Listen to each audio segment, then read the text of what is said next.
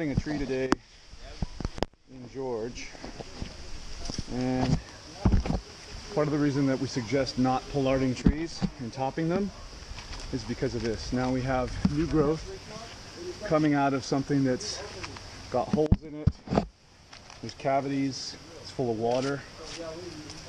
This eventually is going to rot, and the rot will move down through until something breaks and falls on the roof. They're having me top it again, so this tree is already kind of doomed. But if we can talk customers into pruning trees in a more respectful and more healthy manner, the trees will last longer and not become dangerous. So just so you know, this is something that I don't suggest doing in this poor liquid amber tree. I was trying to pop a piece and do a slice cut into here. Right as I was making my cut, the wind blew backwards and knocked the piece this way, and I managed to put my saw away and catch it. That being said, if you ever end up in this type of situation, this is why I always climb with loopies. Just set yourself a loopy somewhere to hold the piece, so that now I can use both hands and I can cut the thing up and pull it back through. I don't have to worry about it falling on the house.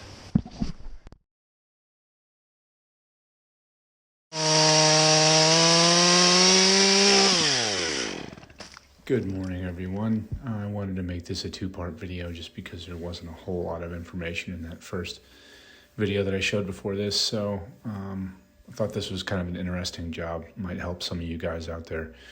This was a hazard trim removal of obviously a large dead pine that was lightning struck. It had been dead for some time, but it was still solid. So I used it as an anchor point and a gin point for myself. And then two black wattle trees. One had fallen into the other, creating obviously a hazard snag situation. And if the other one decided to give way at the root, it would definitely fall on the house. The trees themselves are very strong, but the roots, of course, when they get soggy and wet after a lot of rain, can definitely blow over and come out of the root ball. So Joseph climbed up the leaner, and I climbed up the pine tree, and I'm gonna swing into that tree and transfer, and you'll see me giving Joseph instruction here shortly on how I wanted him to work on the tree. You'll notice Joseph has no helmet, no eye pro, no ear pro. He has a saddle, but no long rope. He has a flip line and a top handle saw, and that's it. And the top handle saw has a lanyard, but he refuses to use it, at least at this point he did. He had been climbing like this for quite some time, and the fact that I got a saddle on him at all is quite impressive. He didn't even like climbing with the saddle for a while. So if you ever are introduced to climbers that have a lot of bad habits, this is obviously very different in Africa because you're not allowed to climb like this anywhere else.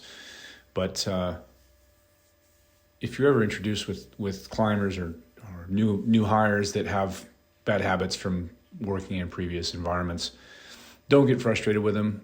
Be patient and just introduce one thing at a time. Ideally, obviously, you want to get a greenhorn that's an empty slate, and you can teach them all the safety stuff from the beginning. But when you don't have that available, take your time. Sometimes they're old habits because they've been using them for so long. They're very comfortable with them. And although we recoil and wince when we see how unsafe it is when we know what we know, a lot of times for them it's actually safer that way because they aren't dealing with a whole bunch of new information and climbing a dangerous tree. So be patient with them and only add one new thing at a time. A new knot or, a long rope, whatever it is. Give them a chance to adapt to the new item that you're teaching them, the new safety protocol. And once it becomes habit, then introduce something else. And you're not overloading them. Sometimes overloading them is going to make them less safe because they're now dealing with too much mentally on top of dealing with a dangerous tree. So be patient, be sensitive, and I guarantee you they will respond positively if you act accordingly with how quickly they learn new information. Joseph now, this video is from months ago. Joseph now is climbing with a long rope. He knows his VT hitch. He knows how to adjust his own flip line, how to build a new flip line if he needs one. You know, he's learning all of the things that we want to teach him, and he climbs every day with 2 ropes. Matter of fact, he likes having 2 ropes in anytime he's cutting. So he's finally learning, and he uses the leash on his chainsaw now. So, you know, be patient. They will learn and oftentimes become very, very good climbers if you just give them a chance. All right, Joseph, I'm going to come help you.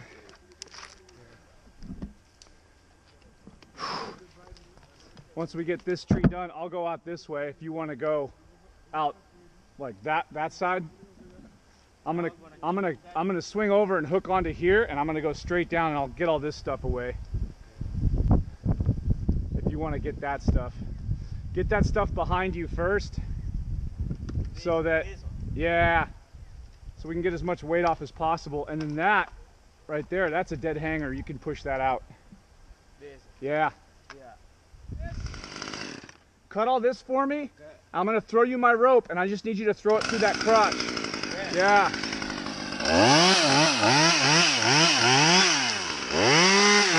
Good. Here.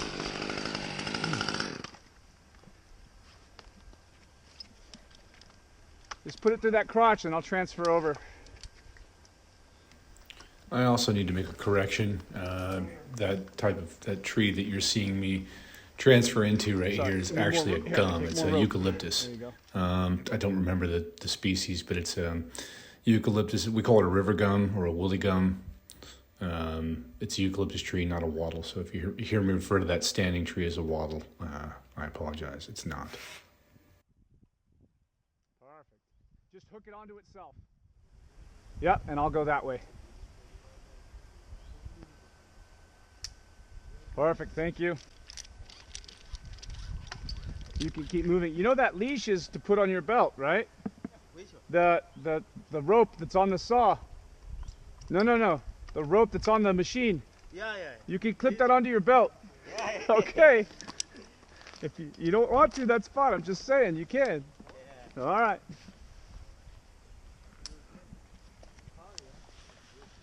So Joseph, I want you to tie in to this tree now. Is if this lower tree moves, we want to be stuck in this, not that. Okay. All right. What do you see? If you cut that one, is it going to move? Yeah. So that stuff that way, get rid of that first, so we get some weight off. You have your top rope with you? No, you don't. Fine. So just this tree is solid. This tree is holding up both. Yeah. I don't think this tree is going to fall, but it may move. Yes. Okay. So if you want, yeah, that's fine. Look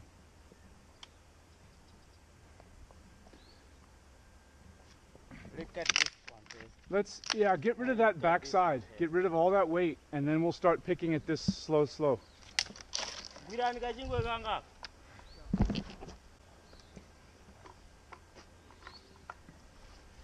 While you're doing that, I'm going to take these ends off, okay?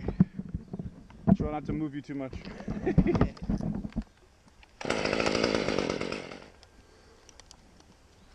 I'm seeing these two moving past each other, okay. That's a good thing, actually. That means this isn't totally leaning on this, but there is some weight.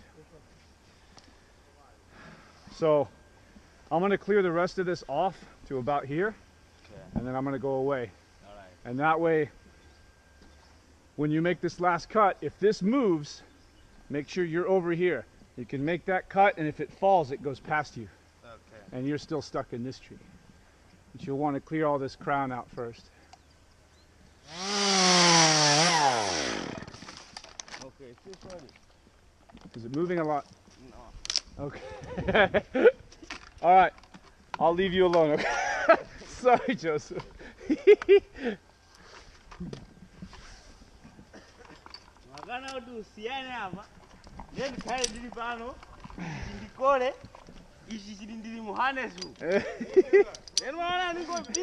Every time I cut it moves.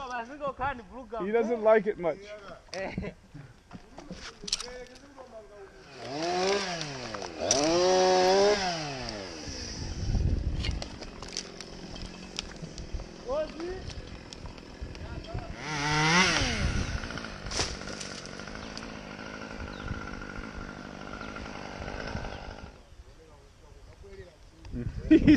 He's waiting for you to take a ride. He wants you to fly, man. Yeah? He wants you to go woo.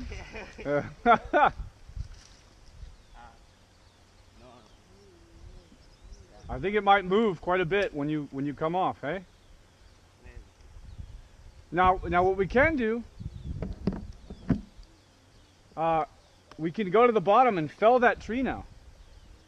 The whole thing. So you would need to go to that side and cut it just the other side of the tree. Then when we fell it, it's gonna turn and fall.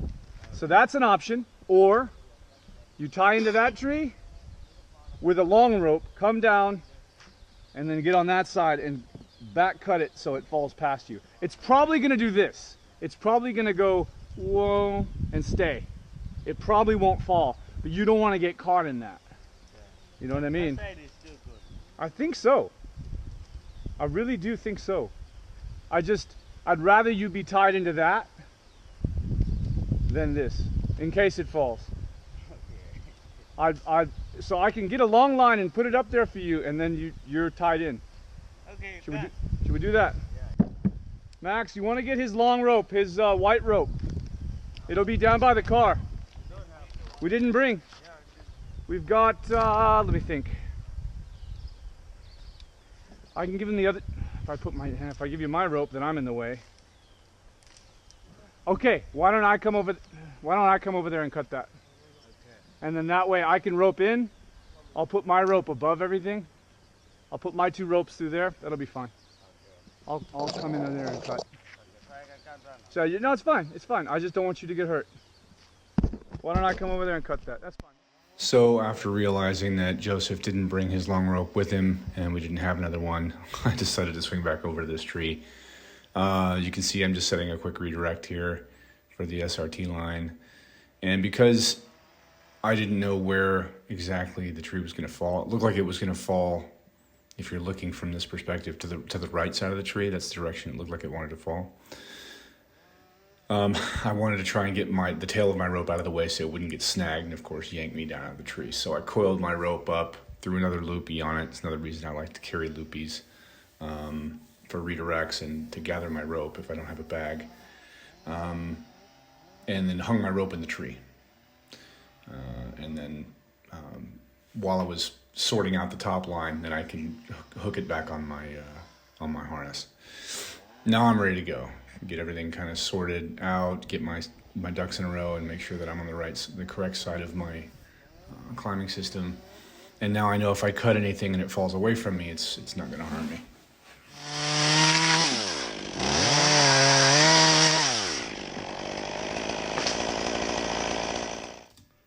So you can see here I moved my positioning back to the other side of the tree, of course knowing that the tree is going to fall past me on that, on the left side. In between the pine and the wattle tree. And you can see me here kind of looking at everything, looking at the angles, calculating everything, and trying to decide what to do next. Obviously, there's a big pinch factor here. There's a lot of complex pressure and tension vectors happening in this. The branch not only is leaning, but it's curved, and so there's a lot of weird scenarios happening. So, of course, I chose to get rid of that bottom stop first to make it clear. And then went from there. So after removing the stop from the lower section of the log, I decided to take a little more material off of the outside limb that's curved around the main stem. Several reasons for this. One, it mitigates any secondary movement that the piece may have when it finally does come off, but it gives me more room to move my rope and my legs around the tree.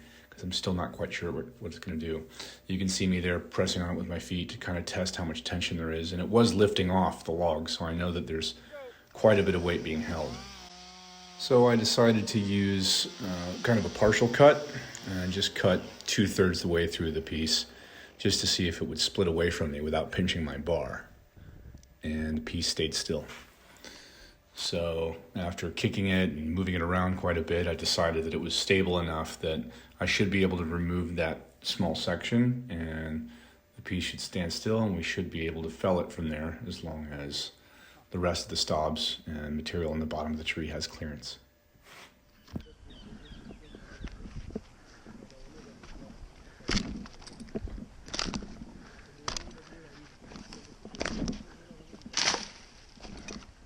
Hey, she stayed up.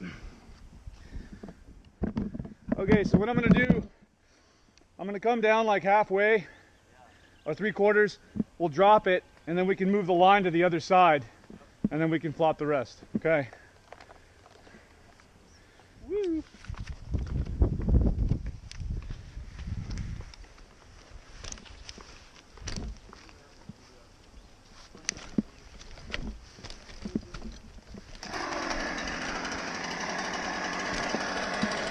Go ahead. Go ahead. I need a bigger machine. Hey, I've got my machine in my bucky, or you can send me one of these. I don't care. Whatever you want to do. 365, perfect. Oh, that's a 6.1, isn't it? That's 365. Is it? Yeah. Oh. Ooh, that's a mean saw. You guys want to clear this before I drop this, or you don't care? No, don't. Just drop it? All right.